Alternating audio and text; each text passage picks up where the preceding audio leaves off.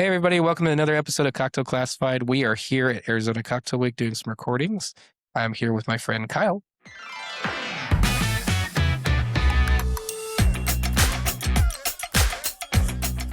Welcome to Kyle. How's it going, guys? Awesome. So, Kyle, I know you.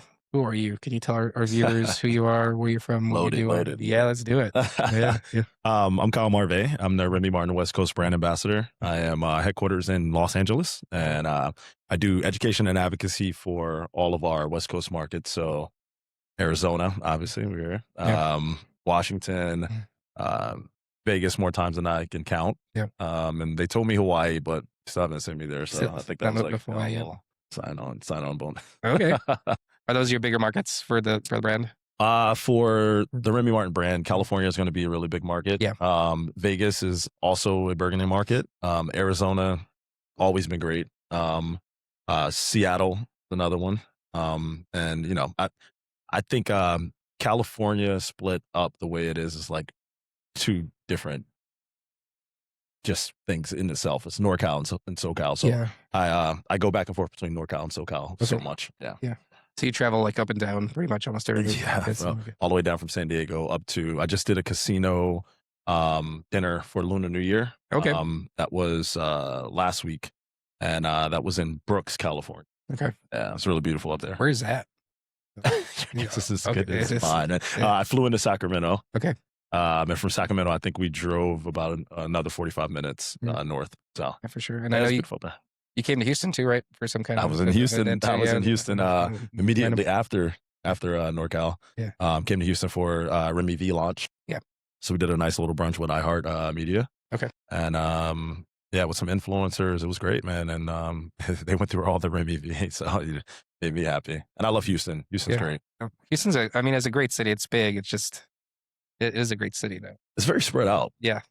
It's definitely not a walkable city. A lot of people that come in like, oh yeah, we're just going to walk. No, you're not. It's going to be a 15-minute car drive. Yeah. And I stay at the same hotel every time I'm in Houston. It's like the Moxie right downtown because one of my favorite places off the record is right next door. Oh yeah. Yeah. They do a lot of, that's a cool bar too. Do a lot of cognac in there. Yeah. And it makes sense. It's right there in that hub downtown. Mm-hmm. And then you got a Taste on the corner. Taste is right there. Yep. Taste is another big institution in Houston. So we did that Remy V launch at their other location in Sugarland. Oh, the Sugar. Okay, then I think that's their newer one. Yeah, and so that's why I said that Houston is really spread out. I don't know if that considered Houston. It's still part of Houston. Is it? It's still that was a drive. Yeah, Houston is an hour from Houston. Okay, yeah, that makes perfect sense actually. Yeah, that's how Atlanta is, and in some ways, Los Angeles. Oh yeah. Yeah, everything's an hour away. Yeah, with traffic too. Yeah. The traffic's a lot worse than Los Angeles. Yeah, for sure. Awesome. So you've been a bartender before, right? Oh yeah. So when did you get into bartending? So my start into bartending is a little bit non-traditional. I consider myself spoiled in a way because I went straight into bartending. I had no hospitality job before that. Okay. You know, the usual track where you you bus and then you bar back and then you become a bartender. Yeah. So I was living in New York and I was doing fashion marketing and I needed some extra money. Yeah. So I decided to take a bartending course in Midtown Manhattan. Okay. It was one of those 5-day, 8 hours a day for 1 week course. It was it's pretty funny because you get the specs for the cocktails. They give you a lot of history about cocktails and all the spirits. But when come time to make the cocktails, you're using colored water. Oh, so yeah. You have no idea what these cocktails taste like at all. But again, you do learn the specs of all the classic cocktails. And so I did that course, graduated. Yeah. Started the course on Monday, graduated on Friday. And then that Saturday, I was offered a service bartender job at one of the most popular bars on the Upper East Side in Manhattan. It's called Penrose. Okay. So jumped straight into service bartending. Once I got behind that bar, I realized how much I did not learn in that class. Okay. Yeah. There's a lot of learning on the spot. I'm a quick learner, picked it up super quick. Yeah. And I had an incredible crew around me of bartenders who wanted to see me win. Yeah. Like really OG guys. I've been in the game for a while. And yeah, they just kind of took me under their wing and just went from there, man. Took off from there. It was going from not bartending to service bartender at one of the most Okay. popular brunch spots. Okay. Um, it, I say north of Times Square. Mhm. Was you get your ass kicked Yeah. for sure. And there's no law at all. Mhm. And I was working 12-hour shifts. Okay. Yep. Okay. Yeah. Sounds right. I Right. was working 3 days, Friday, Saturday, Sunday, 12-hour shifts, and I was making incredible money. So you probably making good money on Yeah. those high volume shifts. Oh yeah, for sure. Yeah. And but I was going home and exhausted, Yeah. just like passing out, waking up and going back the next day.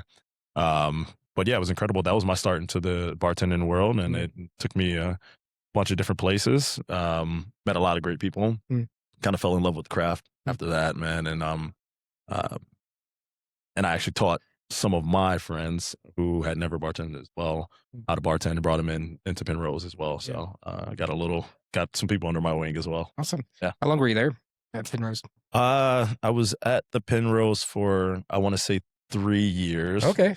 I left to do a reality TV show in Mykonos, where I was also supposed to be bartending over there, but they didn't get our work visas in time. Oh, It was okay. very, very quick. So they gave us this kind of like a BS title. It was called we were just VIP host. Okay. So we would host the celebrities in their cabanas, and while 8 cameras followed us around Okay. all day at Yeah. work and then at the villa. So Okay. came back to the States after that show shot, moved to Los Angeles and bartended for a bit there, and then moved up into management position with a big hospitality group. Okay. Yep. Yeah. So you cut your teeth in New York. Yeah. That's awesome. Yeah. Right. I'm so grateful for that, honestly. I could have picked it up anywhere. I've lived all over. I don't know if you know, I'm a military brat. So I was born in San Diego, lived there for about 2 months. Okay. Then we moved to the East Coast. So I've lived in New York. I lived in Norfolk, Virginia for a little while. Finished high school and did college in Atlanta, Georgia. Okay. Then to Philadelphia and then back to New York. Okay.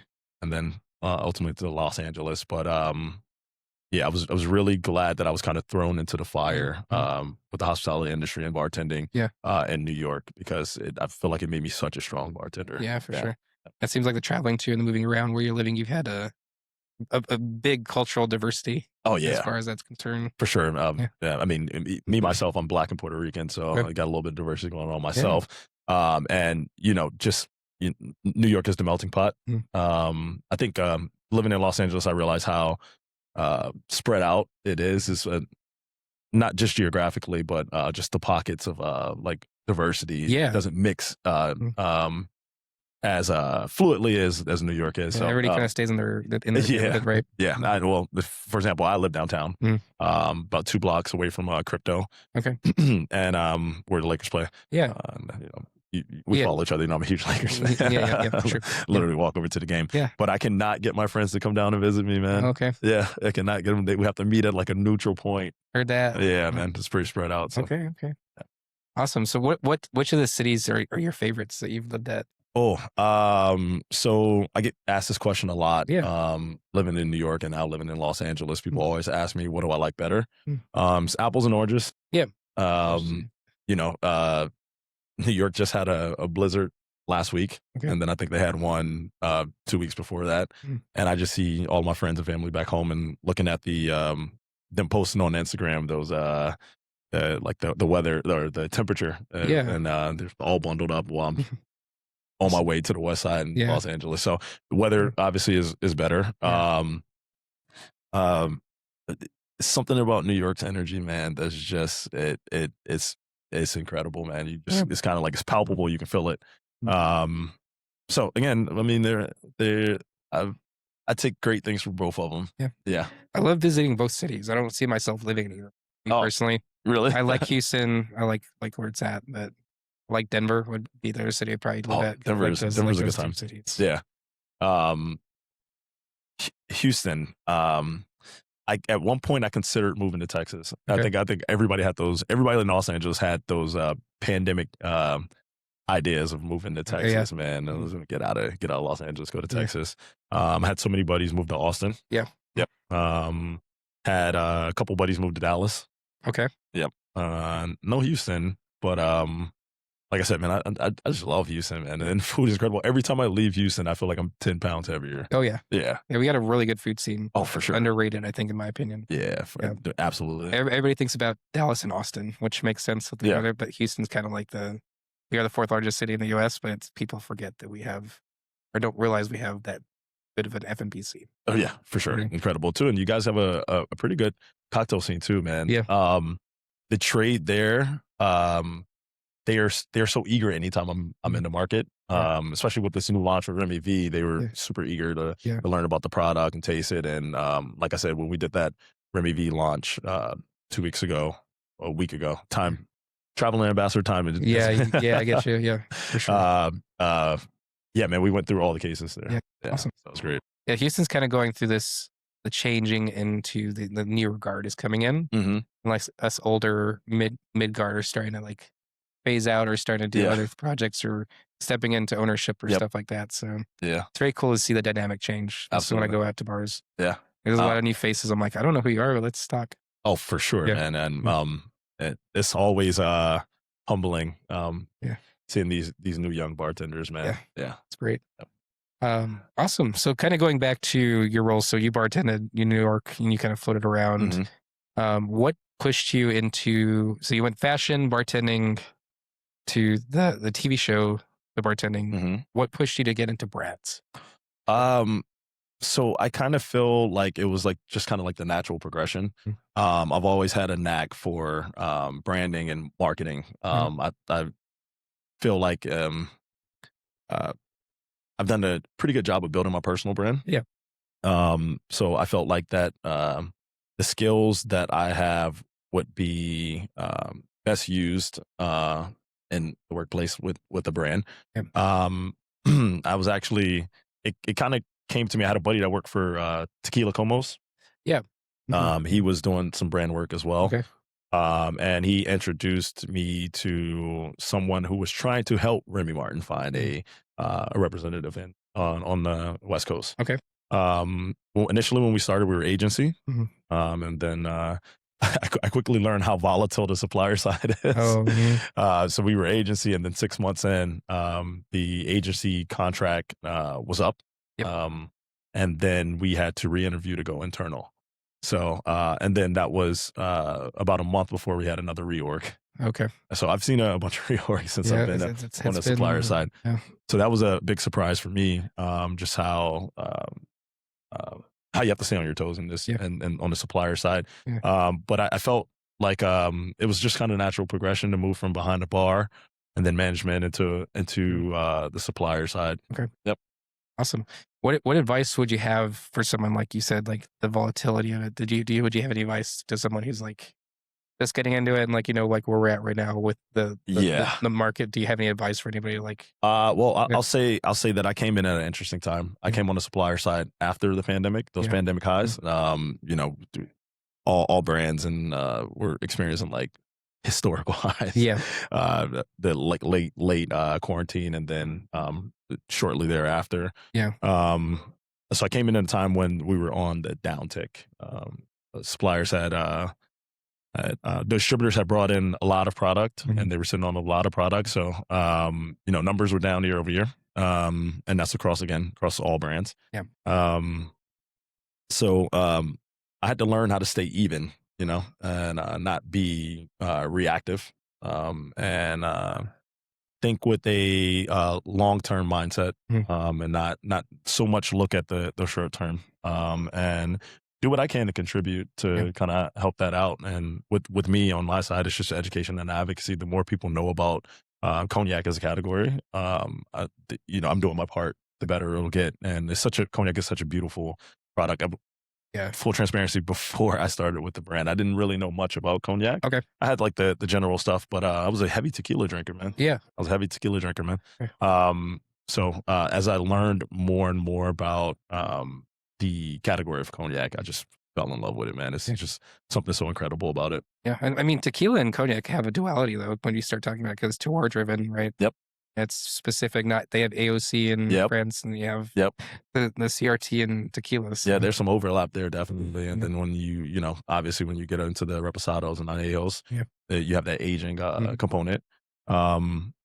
another thing that really helped me out, I think I signed my offer letter. I did like 6 interviews, Okay. all virtual. Mhm. Our team is in New York. Obviously, I'm in LA. Yeah. And I signed my offer letter, and I think within like a week, I think I signed my offer letter on like a Tuesday, and then I think on like that Sunday or next Sunday or Monday, I was on a plane on my way to Paris. You go get the train. Yeah, Yeah. jump on a train and head down to Cognac. Yeah. So, you know, they got me with a blank slate, Mhm. nice little canvas to Yeah. kind of build that knowledge on. You know. Yeah. I love Cognac. It's my favorite. Oh, it's But, beautiful. yeah, I dude. love going out there. It's been the 2019, right before the pandemic, we went out to Cognac for another brand trip. Yeah.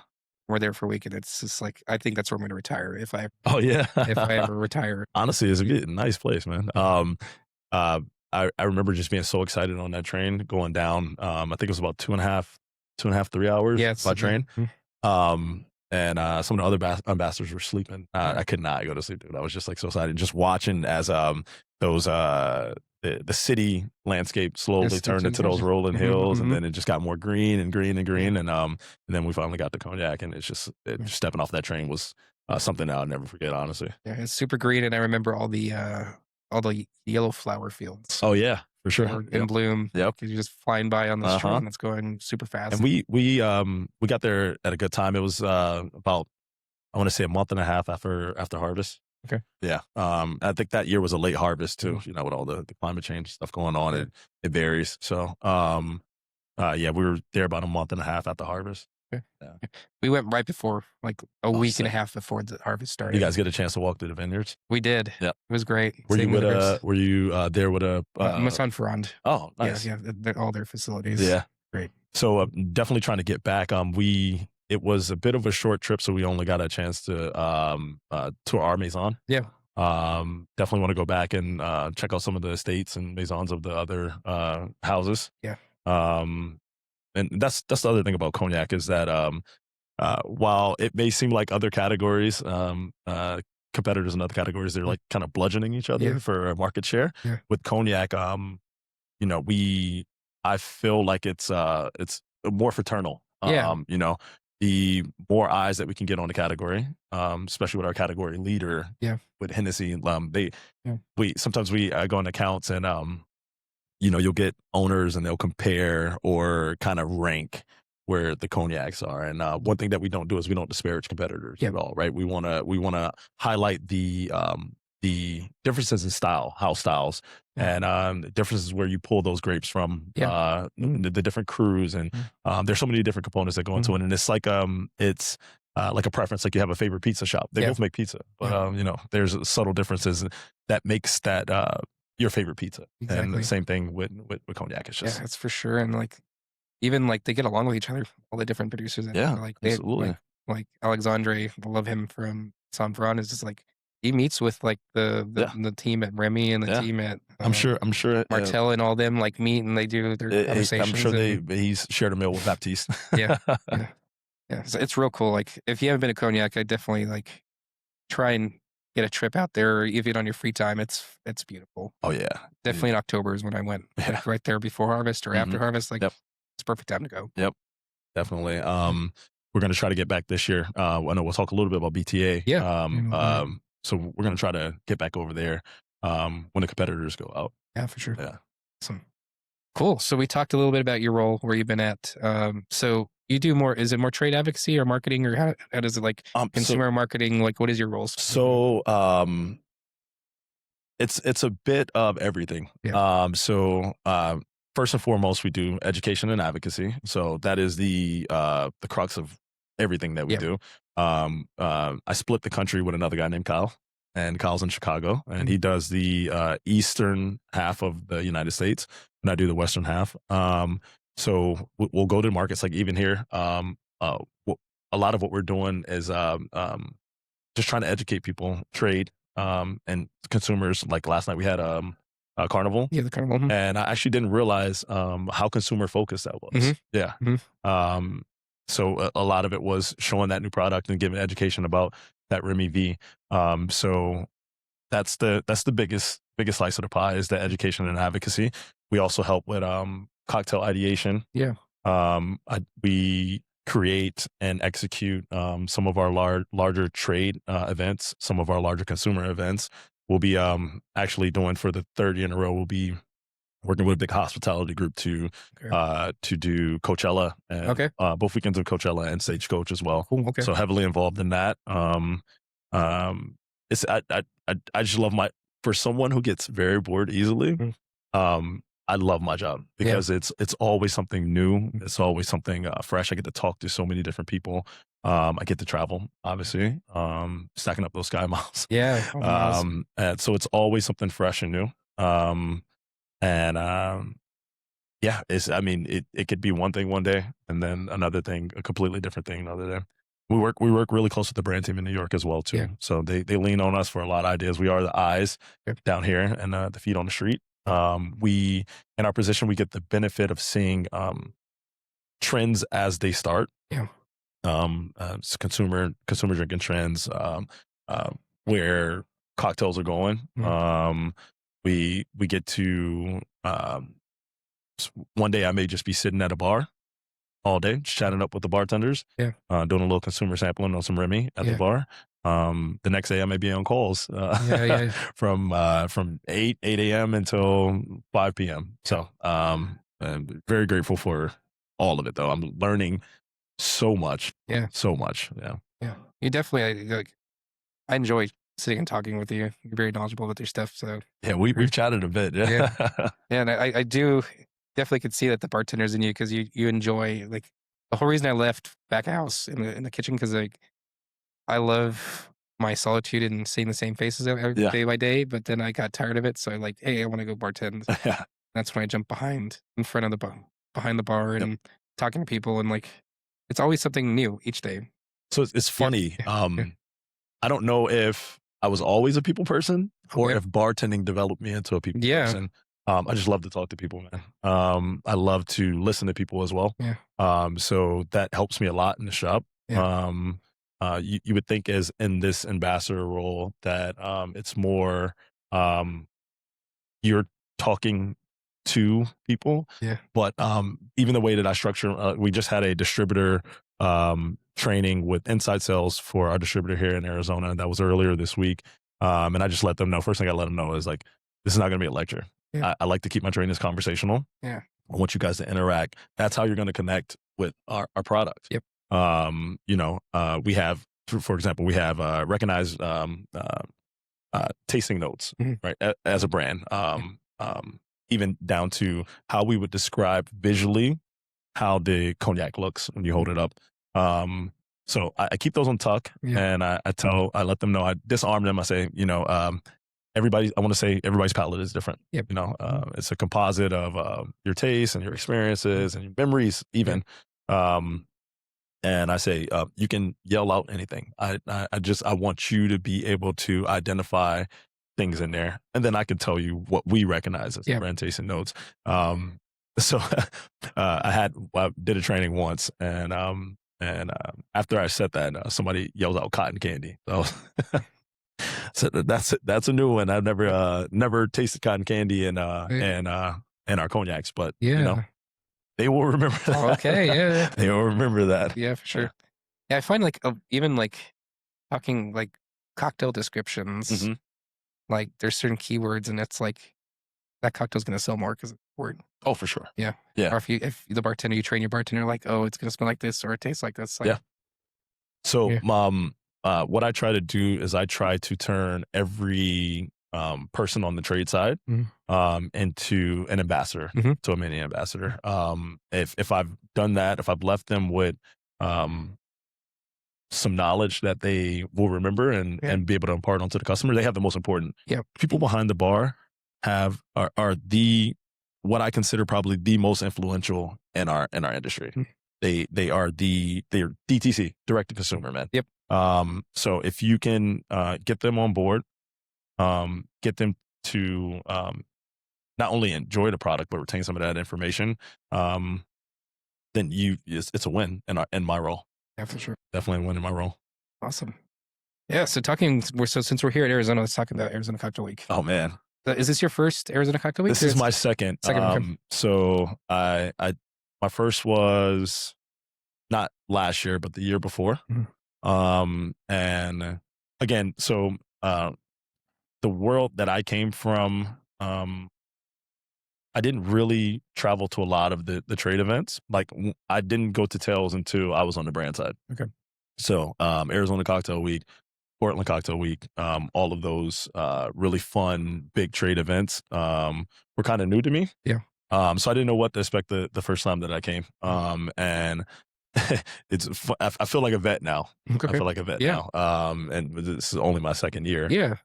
But you get to, these are so important. Like these cocktail weeks are so important. These big trade events are so important because you, the people that you meet, especially as a traveling ambassador, that go to all their bars, they're all here in one place, man. They're all here in one place. And, you know, you strengthen those relationships that you're making in that ambassador role. Sometimes I'm only able to come and speak with them for 30 minutes or hell, even a pre-chef, you know? But I get to see them again and they remember me and they remember my brand and it's great. And then it just develops into a friendship. So for sure. That's how, I mean, like all the BAs I've met over the years are still friends of mine. Even if some have moved on, open bars and done everything, like I met them through trade events. So. Yeah, absolutely. What cocktail week is this for you? This is going to be number 5. 5. Yeah, 5 for me. Can you do you feel like 1 is different from 5?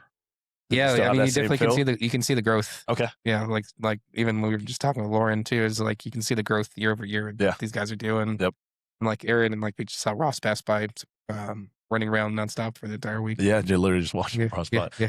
Aaron is one of the first people I met when I got to Arizona. Okay. We actually worked on a project. He has a bunch of really beautiful artwork upstairs. At the I saw the Remy. Did you see the Remy one? Yeah, right there by the couches.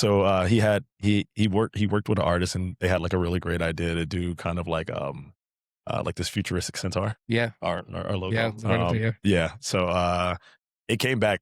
I thought it was gonna be great. It came back even better than I thought it was going to be. So, if you're ever at Little Rituals, you go by and you see that centaur up there. That's a me and Aaron collab. Yeah, for sure. And then you did something at Bitter and Twisted, right? There's like that video that they had a really great idea. Kaylee Rotolo, she's on the distributor side. Okay. She worked with the team at Bitter and Twisted to come up with a 1738 cocktail.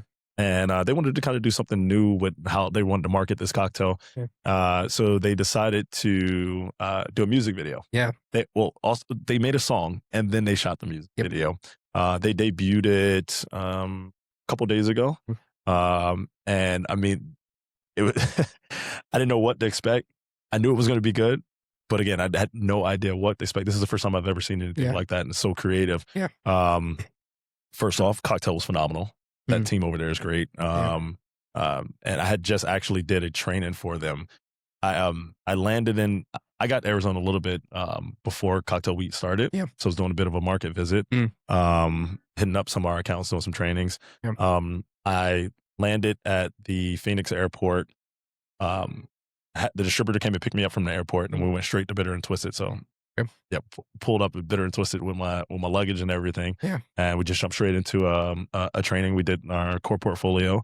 That team is incredible, man. Super curious. They were super engaged, man. They asked a lot of really great questions. And I got a chance to meet them all face to face before we did the cocktail debut a couple days later. Sam's in that video, man. He looks so cool. Yeah, it was like, they have it projecting on us. And every time they play the video a couple times throughout the night, and sometimes with the sound on, sometimes just the video in the background. Every time the sound was on and everybody heard it, it's just like the entire bar just round of applause for these guys, man. So like they were kind of like they were truly superstars for the night, awesome. Man.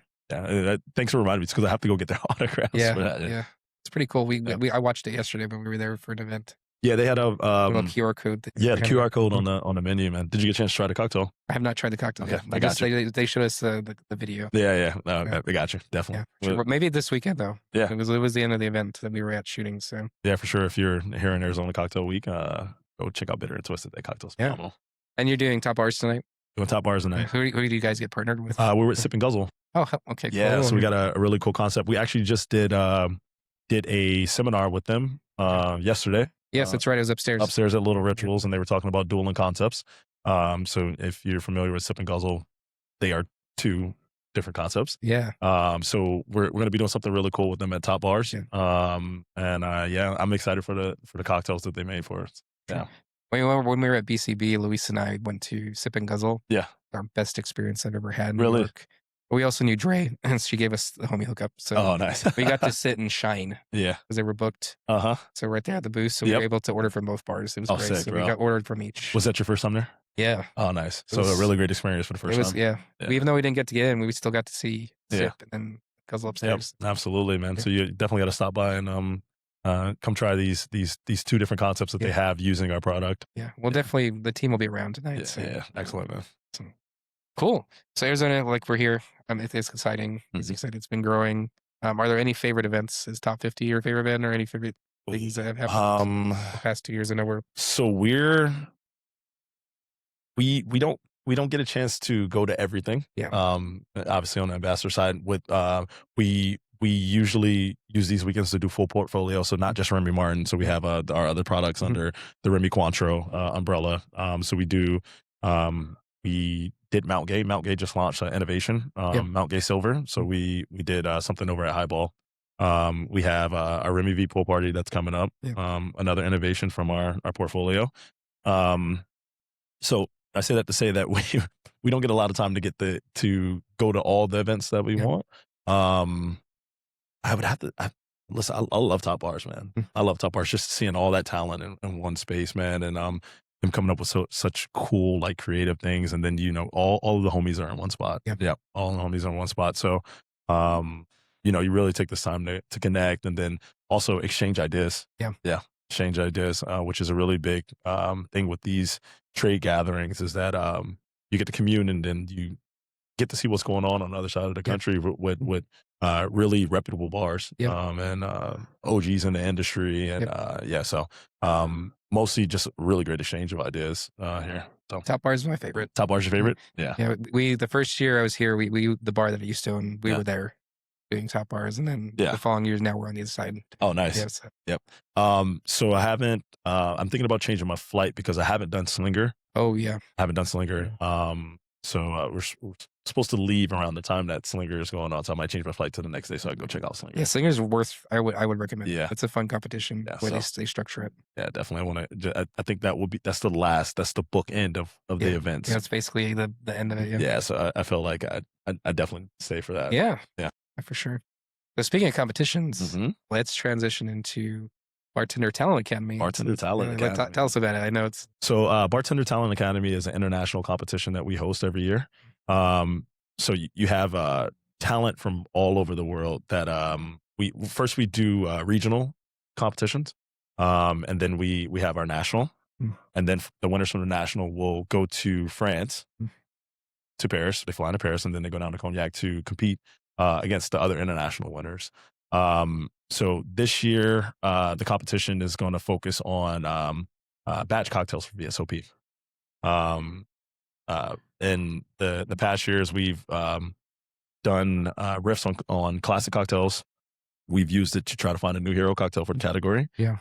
So I'm really excited about this one because there's some utility that comes with this, right? There's true application that you can use inside of accounts with this batch cocktail. So yeah, man, this is also one of my favorite things that we do. We get to travel and I feel like that the industry has been overwhelmed with cocktail competition. So you get something like this that's unique, and you get to compete internationally. Yeah. And then you get a trip to Cognac also. Yeah. So it's a really, really cool thing. Yeah, for sure. And then last year, so today the application's opened, right? Yeah, today online. Applications are online. Yep, this morning, March 1st, and applications will be open until April 15th. April 15th. Yeah.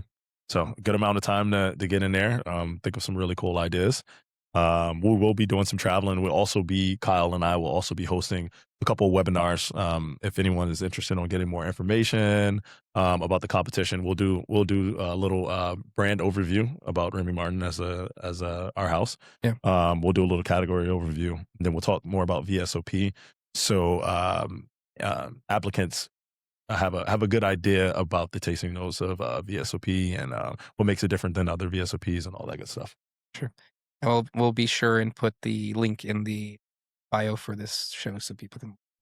Yeah, I'm excited. Yeah, it looks fun. A batch cocktail is going to be that's the first one I've seen. Yeah, someone do a batch. Yeah, it's going to be interesting. We this is I think the third year that I am doing it. Okay. That since I've been on a brand, the third year that I've been kind of hands on with the BTA.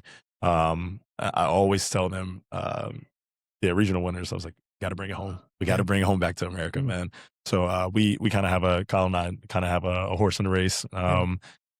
Really wanting to see that trophy come back to America. So hopefully this is the year. Yeah, for sure. Yeah. And then last year, you and I judged the Houston Sound on the Mix. That was fun. Yeah, Sound on the Mix was an incredible, really, really unique cocktail competition as well. For us, we're looking to maybe bring that back this year with a couple of different changes. Yeah. But yeah, that was fun sitting side by side with you, really. Yeah, that was for sure. It was a sidecar, right? That was the entry they had to do. Yep. Is the sidecar the hero kind of cocktail for Remy, or you guys? Sidecar is the hero cocktail for the category. For cognac. Yeah, for cognac.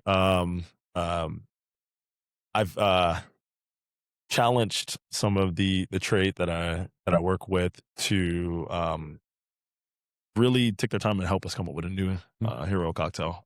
Sidecar is phenomenal. It's extremely balanced. It's funny because you have the French sidecar. Yeah. And you have the American version of the sidecar. You know, we love our sugar here in America. Oh yeah.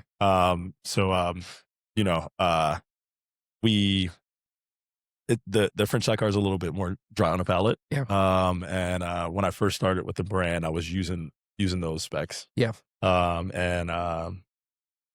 We ended up adding a little simple syrup in there. Yeah.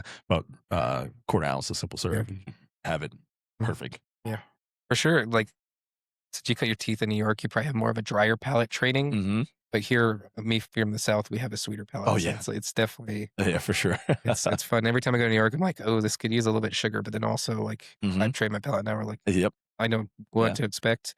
And then when we went to cognac too, just like, oh my god, those cocktails are so bone dry out there. Oh yeah, for sure, so bone dry. Yep. And that's the French palate. Yeah.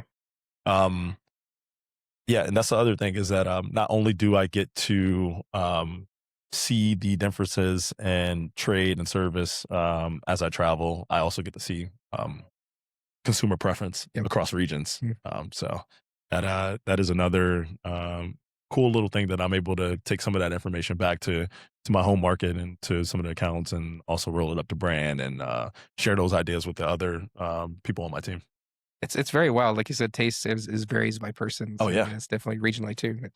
For sure. I think a lot of people don't realize it. Like, yeah, like I said, I did high school and college in the South, so yeah. Those cocktails differ a little bit than the cocktails. Let's say the more health conscious cocktails of Los Angeles. I even myself personally, my spirit preference changed when I moved from New York to Los Angeles. I was a heavy whiskey drinker, and that preference slowly changed over to me getting into some of those more expensive tequilas. I kind of fell in love with that category as well. And now obviously cognac is my go-to, man. Yeah, for sure. That's awesome. This is a question I've been meaning to ask you. I've been wanting to ask you for a minute. So it's about cocktail competitions. So I know you and I judged in Houston, and you've judged people. So what advice would you give someone? Because, like there's always a winner and a loser. Mm-hmm. And we've seen interactions where people were not necessarily happy with the judge's decision. Yep. Right. I remember a particular one. Yes, you know which one we're talking about. What advice would you give to someone in that instance? Because I know I have my opinion, but I'm curious what your advice would be. I will say that I can even talk with no specifics, but about that particular incident. The contestant wasn't really happy with the results. I talked to him on the side. Mm-hmm. He actually had another cocktail ready for the next round. And I said, make your cocktail. let's try it. And it was great. It was a great cocktail. Yeah. I think that you don't, again, exchange of ideas, right? I never really view it as we're ranking this best to worst, right? We're just getting people familiar with the brand and showing that there are different applications. The cognac category, for example, you would be surprised how many people think it's just still their granddaddy's sipper. Yeah. The versatility of our spirit works in neat, rocks, any kind of cocktail that you can think of. Right. So his particular cocktail was the one that he was going to use in the next round was incredible, and we let everybody taste it. Yeah. You know, he wasn't competing anymore, right? Because he didn't move on to the next round. But I saw his reaction when everybody tasted it, and they're like, "Wow, this is great." Yeah. So that kind of eased it a little bit. Yeah. And you know, it gave him a better how do I say? Let's say interaction with our brand. Yeah. You know, I believe he left with a really good feeling about the brand of Remy Martin and the people that represent Remy Martin. You definitely don't want to make people feel a certain way about the brand, right? Absolutely. Absolutely. Yeah, that's one of the hard things with competitions. It's like you gotta balance it out. Yeah. Where I'm kind of getting at. Yeah, for sure. Yeah. And I wouldn't be surprised if he did enter next year. Yeah. You know, I encouraged him. This was an incredible cocktail. It was balanced and it was like super creative. And you know, I think actually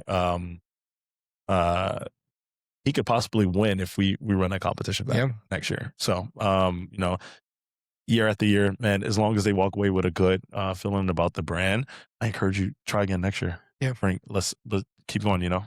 So. Yeah. And competitions are designed to test us and help us grow. Absolutely. That's one of the big things I get on my soapbox is, yes, there's a winner and a loser. The nature of being in a competition, but you should look outside of that box and not get upset because you didn't place and understand that you just put yourself out there. The other thing that I encourage them to look at is that you are in a room and yourself included with incredible bartenders. Incredible bartenders. Look at the company that you're in. That in itself is just something to be proud of. You know, all of the competitors that we have sent over to Cognac, they come back with such an appreciation for just the talent that they're in the room and sharing the room with. So that, you know, they're you have winners and losers prizes and this and that, but there's other things that you can take from that competition and walk away from and say, wow, I can compete with some of the best. You know, I'm here. So it's all about the exposure. It's about the camaraderie. It's about just learning and growing from it. And we treat everyone that competes as family, no matter where you rank. Particularly for our brand. The Bartender Talent Academy is it serves as kind of like a collective. You become a part of that Bartender Talent Academy. But anybody that's competed, especially in my local market, homies. Like I visit their bars all the time. They have really great experience with the brand, and we're just cool now. Yeah, for sure. Well, that's kind of one of the things. Like, again, competitions are competitions. But make sure you're taking something away from it. And not getting upset. Like, yes, it does hurt the ego sometimes if you don't win, but it's about learning and growing and making those connections. And we usually keep ours pretty fun, man. So they're always fun higher energy. Remember Houston, man? We had Kiati there, and he was emceeing the whole thing. We had some great music going on, and good food. Cocktails were great. So everybody brought their A game to that. Oh, for sure. All the cocktails we tasted were and that's why I said you didn't win, but look around this room, man. All of you guys' drinks were incredible, and you were a part of that talent. You know, and that really kind of showed me that Houston got some stuff there, man, for sure. Houston we have a good market. Like I said, they have a really talented man, really talented. For sure. I actually got a chance to go and visit. Let me get this name right. It is, I said it wrong last time. Toasted coconut. Toasted coconut. I called it Toasted Club the other day, and someone's like, I don't know a Toasted Club. The bartenders there call it the Toasted Coconut Club. Oh, okay. That's where they call it. Well, see, maybe that's where I got it from. And I got a chance to go see Gary. And then got a chance to go over to the speakeasy next door, go walking through the kitchen and into the walk-in. Yeah, incredible cocktails over there as well.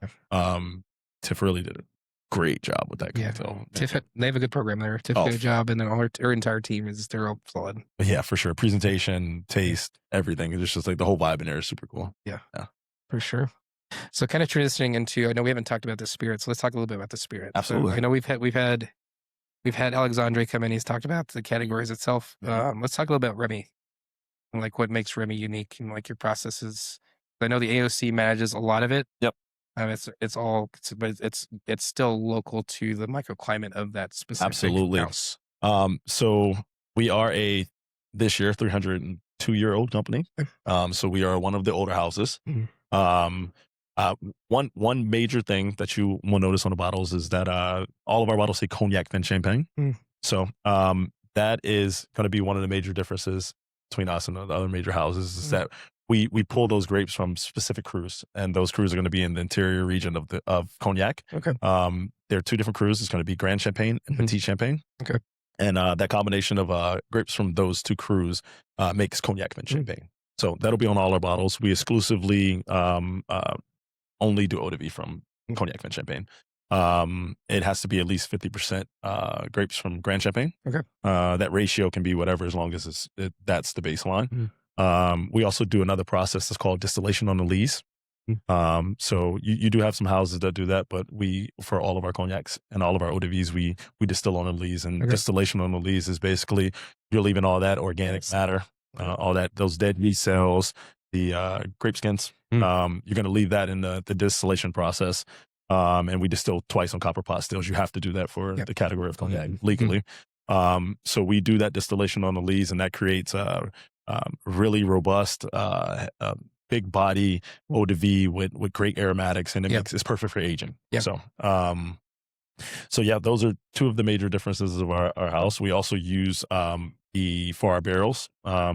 The grain also allows for a little bit more interaction with the air because it's more porous. Yeah. So we don't come into market at we age longer than French law requires. So for it to be a cognac, it has to be aged for at least 2 years in French oak barrels. We don't enter the market. That will be a VS. We don't enter the market at VS. We enter the market at VSOP. Okay. So we age our eau de vies for at least 4 years in French oak barrels. And then we have some other expressions in between that. And then we all have a really beautiful XO. And can't say the number of eau de vies that are blended into a bottle. Yeah. But it's a lot. It's a lot. And that makes for a really complex product. Okay. Yep.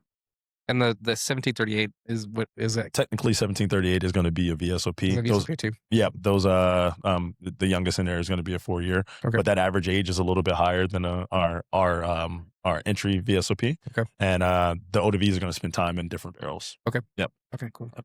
And then you have the new one now, right? So the Remy V. Yeah. Right. So we actually have 2 other products in our core portfolio. Sure. We have I don't know if you've tried Tercet. I'm not. Tercet is beautiful. I'm gonna have to get you some before we leave Arizona. Okay. That's gonna be one of our newer products. That one went to market, I believe, in 2018. Okay. And it has some really unique tasting notes in there that you wouldn't taste in any other cognacs. Yep. You got some tropical fruits in there. So definitely remind me to let you try that before we get out of here. For sure. And then we have Remy V. Okay. So Remy V is not going to be a cognac. And I wish I had a bottle here to kind of show it off. Visually, you see it, you're going to automatically notice the difference between that and our core portfolio. Yeah. And you've seen it before. It's clear. And I actually had somebody ask, is this a Cristallano cognac? Yeah. I'm like, no.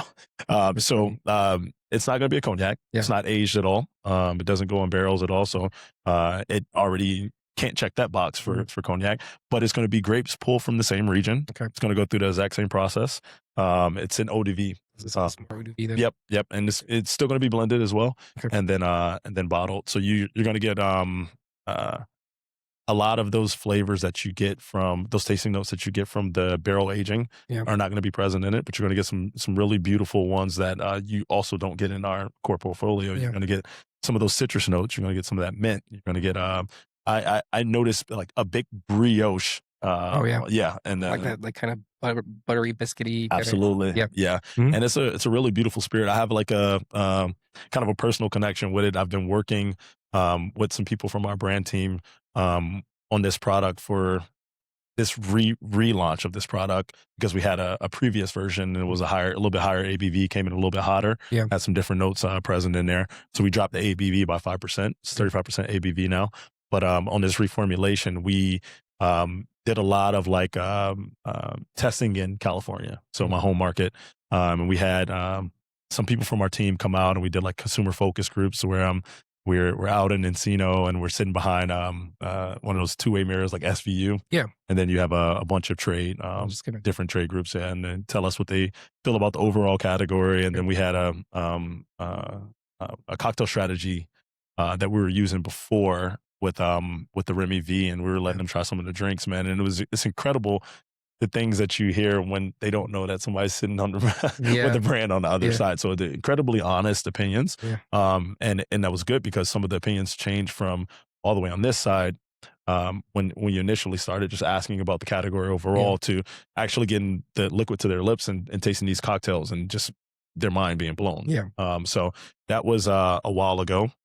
We showed them a bunch of different bottle shapes. If you notice, I'm not sure if you've seen the previous version of Remy V.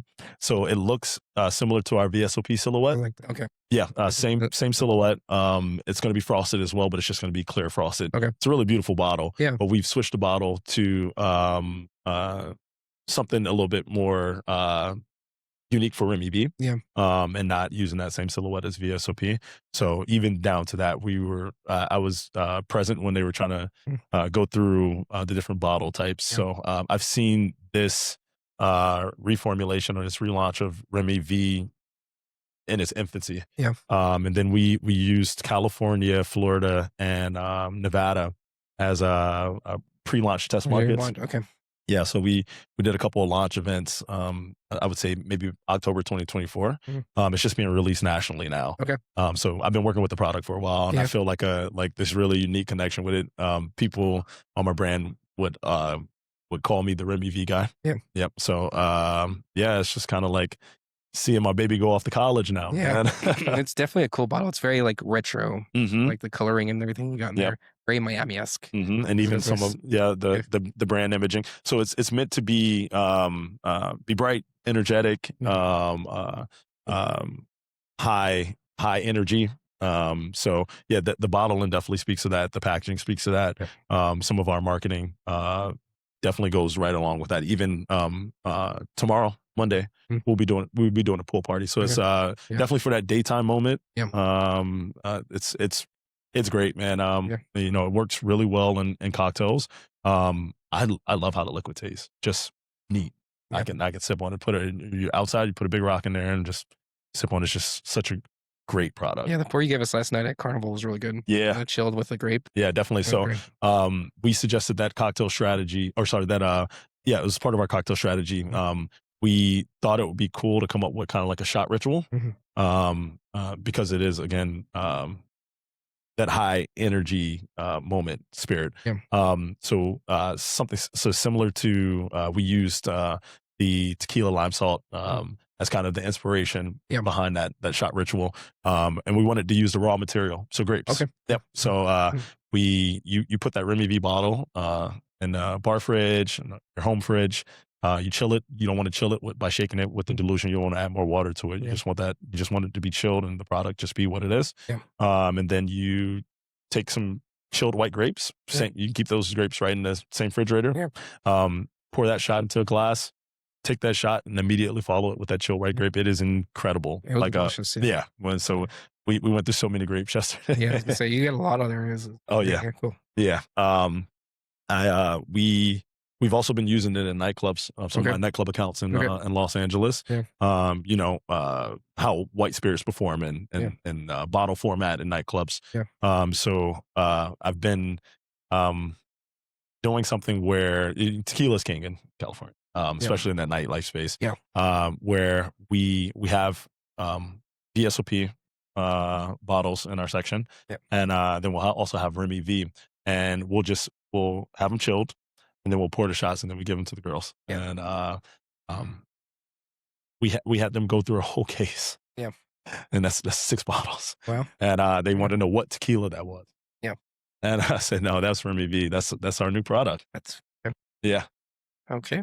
Yeah, I mean, the nightclub marketing is something I've never like, really dabbed in. Yeah. Like, that makes So the hospitality group that I work for, they did nightlife. Like it's one of those large hospitality groups, and that's global actually. But they have the majority of their venues in Los Angeles, Vegas, and New York. So I have a bit of experience in that nightlife space. So that was kind of crucial for me to bring over that knowledge and those connections and my network when I came over into the brand side. So it helped me out a lot. Yeah, for sure. Yep. It's definitely useful. I know that that's a big category. Oh, for sure. Nightlife category. Yeah. And having to serve in the bottle formats, which is really good for us with Remy V because it is easily mixable. Some of those common mixers that you see that go out on the tables for those nightlife sections, it works perfectly. One of my favorites is grapefruit soda. Oh yeah. Oh yeah. And actually it works with our VSOP with those lighter eau de vies and also with the Remy V. It's just a nice, easy drink, man. I poured the V in. I don't know if you saw me, the San Pellegrino pomegranate one. Oh yeah, it's really good. I'm gonna have to do that. Yeah, yeah. It just works. Mm-hmm. It works nicely with it. Yeah, awesome. Well, we're about to wrap up. So, where can people follow you if they have any questions? Man, so I have my personal Instagram and my work Instagram. You can follow both of them. It's gonna be my name, Kyle Marvé. Okay. And then my work Instagram is gonna be Remy Marvé. So that's MARVE. I'm super active on both. We post all of our events. We post all of the things that we do on both of those. And you can also find the Bartender Talent Academy information. We'll be posting that for the duration of the application openings. And then we'll have the webinars and everything on there. So you can find everything that we're doing on my personal socials. Sure. And we'll make sure it's posted on our link as well on this episode. Cool. Awesome. Well, thanks for coming in, Kyle. Oh, man, always. Yeah. I know we've been talking about getting you on for a while, so we were able to finally sync. There we go, man. Arizona Cocktail Week, brother. Yeah, for sure. And then next time you're in Houston, maybe we'll do another one. Oh, let's do it. Get nerdy about something. Let's do it, man. We'll go get some drinks too. Awesome. Yeah. Thank you, sir. Awesome. All right, and thank you all. This is another episode of Cocktail Classified. We'll catch you in the next episode. Give us a follow on the usual socials at Cocktail Classified, and see you next time. Thanks again, Kyle. See you guys.